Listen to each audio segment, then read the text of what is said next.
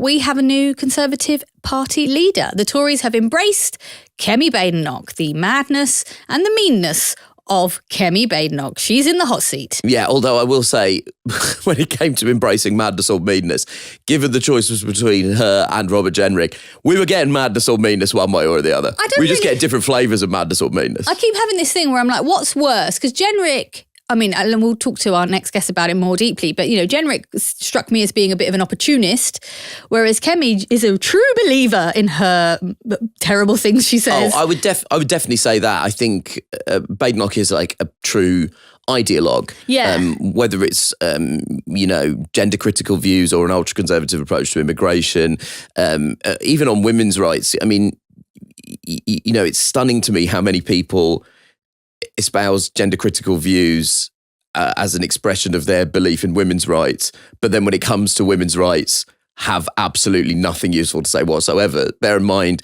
just a couple of weeks ago, Badenoch was saying that we should be rethinking maternity leave. So I'm always baffled by that.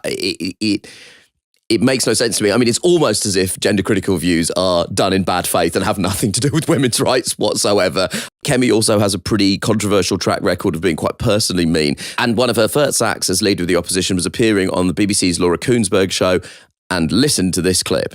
I find it astonishing that Rachel Reeves keeps talking about how she's the first female chancellor, which in my view is a very, very low glass ceiling within the Labour Party, which she may have smashed, nowhere near as significant as what other women in this country have achieved. I mean, that is quite extraordinary. She's so mean, man. Quite extraordinary. It sort of also, there were a lot of Labour politicians who were either saying things to the press or posting things publicly on social networking websites, saying things like, regardless of her politics, we must congratulate Kemi Badenoch on being the first black woman to lead, and there was all of this kind of, and as I was reading, I was like, she's not going to congratulate you back. Like, there's so much of this sort of civility politics that sometimes centre-left or left-wing parties indulge in, that is not reciprocated at all. I mean, that's not just a problem in this country.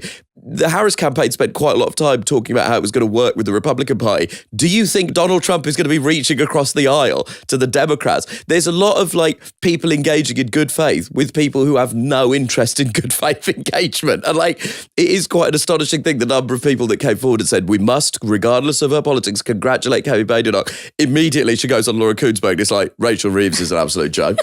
That's an embarrassment.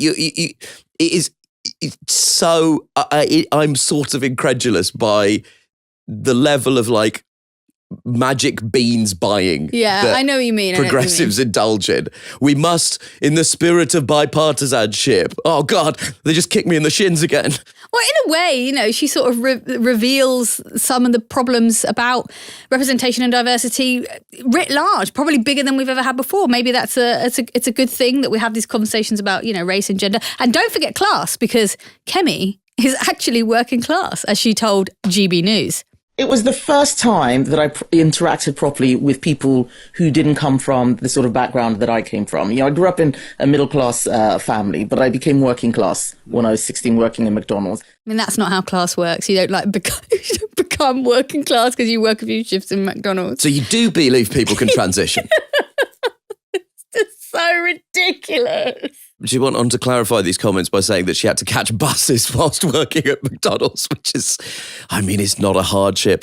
One of the shocking things that we haven't mentioned yet, and we probably should mention more often, is that in 2008, she hacked Harriet Harman's website. Now, to be clear, we don't have to say allegedly or anything around this, because she confessed to this crime, which is a crime and carries a jail sentence of up to 5 years, or carried a jail sentence of up to 5 years at the time.